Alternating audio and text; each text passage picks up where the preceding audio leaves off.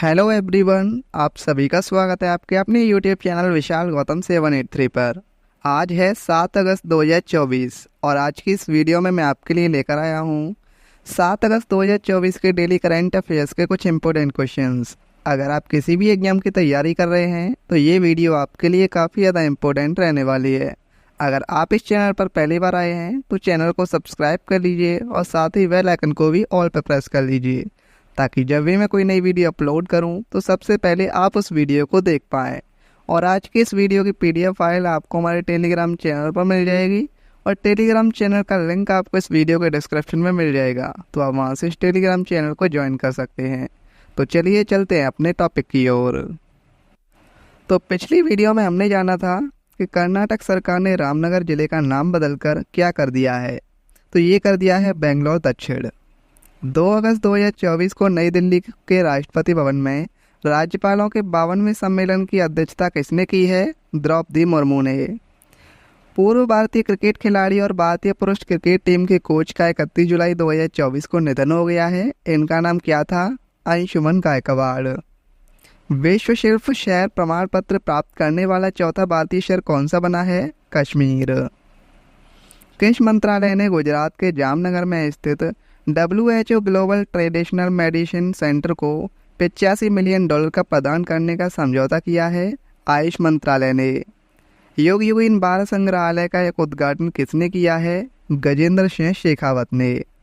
चौथा राष्ट्रीय हिंदी विज्ञान सम्मेलन 2024 का आयोजन कहाँ किया गया है? भोपाल में। गूगल के CEO को IIT खड़गपुर ने मानद डॉक्टरेट की उपाधि से सम्मानित किया गया। इसका नाम क्या है? सुंदर पिचाई। यात्रा और पर्यटन विकास सूचकांक में भारत किस स्थान पर है? 39वें स्थान पर। वियतनाम के प्रधानमंत्री की यात्रा के दौरान भारत ने वियतनाम को कितने मिलियन डॉलर का ऋण देने की घोषणा की है? $300 मिलियन। अगस्त 2024 में दुनिया में दूसरा सबसे बड़ा एल्यूमिनियम उत्पादक देश कौन सा बना है? अपना देश भारत। राष्ट्रीय पर्वतारोहण दिवस 2024 का मनाया गया है 1 अगस्त को। किस क्रांतिकारी से जुड़े ऐतिहासिक स्थलों को यूनेस्को विश्व धरोहर का दर्जा मिला है? नेल्सन मंडेला को। 66 साल के अंतराल के बाद कृषि अर्थशास्त्रियों के प्रतिष्ठित अंतर्राष्ट्रीय सम्मेलन की मेजबानी कौन सा देश करेगा? भारत। मुक्केबाजी में भारत की सबसे कम उम्र के ओलंपिक रेफरी कौन बने हैं? कबीलन साई अशोक।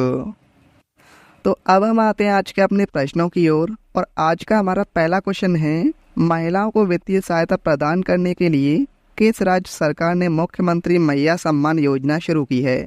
तो ये शुरू की है झारखंड राज्य सरकार ने। झारखंड के हेमंत सोरेन सरकार ने राज्य में पात्र महिलाओं को वित्तीय सहायता प्रदान करने के लिए मुख्यमंत्री मैया सम्मान योजना शुरू की है। यह योजना आधिकारिक तौर पर 16 अगस्त 2024 को झारखंड के मुख्यमंत्री हेमंत सोरेन द्वारा शुरू की जाएगी। मुख्यमंत्री मैया सम्मान योजना का उद्देश्य राज्य की महिलाओं को आर्थिक रूप से मजबूत बनाकर उन्हें सशक्त बनाना है। मुख्यमंत्री मैया सम्मान योजना एक प्रत्यक्ष लाभ हस्तांतरण योजना है, जहां पात्र महिला लाभार्थियों को राज्य सरकार से सीधे बैंक खाते में 1000 रुपये प्रति माह मिलेंगे। बात करें अब झारखंड की राजधानी है रांची। मुख्यमंत्री है वहां के हेमंत सोरेन और राज्यपाल हैं संतोष गंगवार। वर्ष 2024 में भारत ने गुजरात में राष्ट्रीय समुद्री विरासत परिसर विकसित करने के लिए किस देश के साथ समझौता किया है? सही आंसर है ऑप्शन ए, वियतनाम देश के साथ। भारत और वियतनाम ने गुजरात के लोथल में राष्ट्रीय समुद्री विरासत परिषद को विकसित करने का निर्णय लिया है। प्रधानमंत्री नरेंद्र मोदी और वियतनाम के प्रधानमंत्री फाम मिन चिन की उपस्थिति में नई दिल्ली के हैदराबाद हाउस में भारत और वियतनाम के बीच समझौते पर हस्ताक्षर किए गए हैं। NMHC पर सहयोग के तहत दोनों देशों की समुद्री विरासत को प्रदर्शित करने के उद्देश्य से विभिन्न पहलू शामिल किए जाएंगे। वियतनाम की राजधानी है हनोई, मुद्रा वहाँ की वियतनामी डोंग और प्रधानमंत्री हैं फाम मिन चिन। विश्व व्यापार संगठन की विश्व व्यापार सांख्यिकी 2023 के अनुसार वैश्विक कृषि निर्यात में भारत को कौन सा स्थान मिला है? सही आंसर है ऑप्शन बी, 8वां स्थान। 2022 में निर्यात में $55 बिलियन से $51 बिलियन की गिरावट आने के बाद भी भारत ने 2023 में कृषि उत्पादों के दुनिया के 8वें सबसे बड़े निर्यातक के रूप में स्थान हासिल किया है। कृषि उत्पादों के प्रमुख निर्यातकों में ब्राज़ील, यूरोपीय संघ और थाईलैंड ने 2023 में अपने निर्यात में क्रमशः 6%, 5% और 0.2% की वृद्धि की है। विश्व व्यापार संगठन के विश्व व्यापार सांख्यिकी 2023 में एक नया इंटरैक्टिव टूल है जो 2023 में अंतर्राष्ट्रीय व्यापारिक और वाणिज्यिक सेवाओं के व्यापार के लिए प्रमुख डेटा और रुझान प्रस्तुत करता है। अब बात करें विश्व व्यापार संगठन यानी WTO की, तो इसकी स्थापना 1 जनवरी 1995 को हुई थी, जिसका मुख्यालय जिनेवा, स्विट्जरलैंड में है और महानिदेशक हैं नगोजी ओकोंजो-इवेला।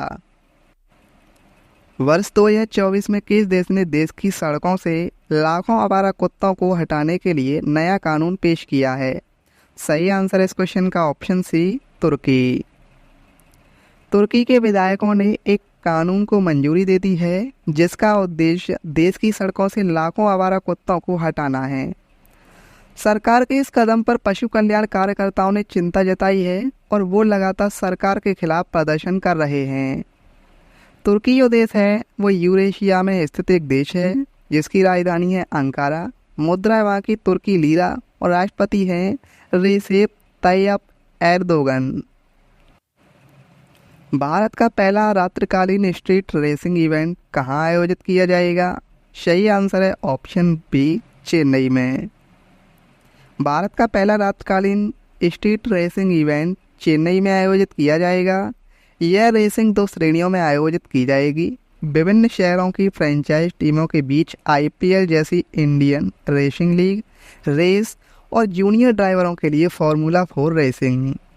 तमिलनाडु की राजधानी है चेन्नई, मुख्यमंत्री हैं M.K. स्टालिन और राज्यपाल हैं R.N. Ravi. Structured assessment for analysing learning परीक्षण चक्र किसने प्रारंभ किया है? ऑप्शन ए, CBSE ने। केंद्रीय माध्यमिक शिक्षा बोर्ड ने कक्षा 5 और 8 में पढ़ने वाले छात्रों के लिए structured assessment for analysing learning की शुरुआत की है। इसका उद्देश्य समय पर उपचारात्मक कार्रवाई की योजना बनाने में मदद करने के लिए सीखने के अंतराल पर अपनी तरह की पहली जनगणना विकसित करना है। किस राज्य की विधानसभा ने राज्य में कौशल विश्वविद्यालय स्थापित करने के लिए विधेयक पारित किया है? सही आंसर इस क्वेश्चन का ऑप्शन सी, तेलंगाना।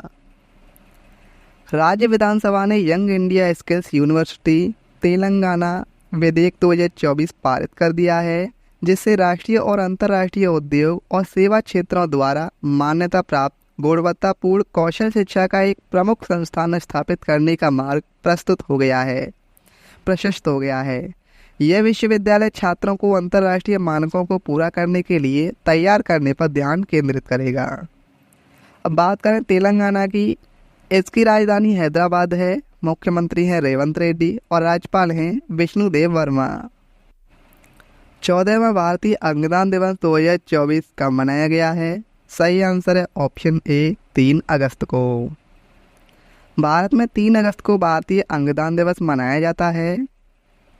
इसका मकसद लोगों को अंगदान के बारे में जागरूकता करना है और भारतीय अंगदान दिवस वर्ष 2010 से प्रतिवर्ष मनाया जाता है। कॉल ऑफ द गिर नामक पुस्तक किसने लिखी है? सही आंसर है ऑप्शन बी, परिमल नाथवानी ने। राज्यसभा सदस्य परिमल नाथवानी ने गुजरात के गिर के एशियाई शेर पर अपनी दूसरी copy table book call of the गिर नाम से प्रकाशित की है। उन्होंने प्रधानमंत्री नरेंद्र मोदी को किताब की पहली प्रति भेंट की है। इससे पहले 2017 में नाथवानी ने गिर लायंस प्राइड ऑफ गुजरात लिखी थी। नेक्स्ट क्वेश्चन है, वर्ष 2024 में सुप्रीम कोर्ट ने SC और ST समुदायों के आरक्षण में उपवर्गीकरण करने की अनुमति देने के लिए अपने किस फैसले को रद्द कर दिया है? सही आंसर इस क्वेश्चन का ऑप्शन सी, EB चिनैया बनाम आंध्र प्रदेश राज्य 2004। सुप्रीम कोर्ट की 7 न्यायाधीशों की संविधान पीठ ने 6-1 के बहुमत से दिए फैसले में कहा है कि SC ST वर्ग के ही ज़्यादा ज़रूरतमंदों को आरक्षण का लाभ देने के लिए राज्य उपवर्गीकरण कर सकते हैं। इसके अलावा कोर्ट ने SC/ST वर्ग के आरक्षण में से क्रीमी लेयर को चिन्हित कर बाहर किए जाने की जरूरत पर भी बल दिया है। सर्वोच्च अदालत ने 20 साल पुराने 5 न्यायाधीशों के EV चिन्नैया मामले में दी गई व्यवस्था को गलत ठहरा दिया है और EV चिन्नैया फैसले में 5 न्यायाधीशों ने कहा था कि SC/ST एक समान समूह वर्ग है और इनका उपवर्गीकरण नहीं हो सकता है। अब बात करें हम सुप्रीम कोर्ट की, तो भारत के उच्चतम न्यायालय के रूप में 26 जनवरी 1950 को स्थापित हुआ था। इसका मुख्यालय नई दिल्ली में है। भारत के मुख्य न्यायाधीश हैं धनंजय जसवंत चंद्रचूड़। न्यायाधीश हैं 34, कार्यकाल 65 वर्ष की आयु तक। और अनुच्छेद 124 में कहा गया है कि भारतीय संविधान का अनुच्छेद 124 भारत के सर्वोच्च न्यायालय की स्थापना और गठन करता है। भारत ने अंतर्राष्ट्रीय अंतरिक्ष स्टेशन के लिए आगामी Axiom-4 मिशन के लिए किन 2 अंतरिक्ष यात्रियों को शॉर्टलिस्ट किया है? तो इनको किया है शुभांशु शुक्ला और ऑप्शन बी प्रशांत बालकृष्ण नायर को। तो इस क्वेश्चन का सही आंसर हो जाएगा ऑप्शन सी, ए और बी दोनों।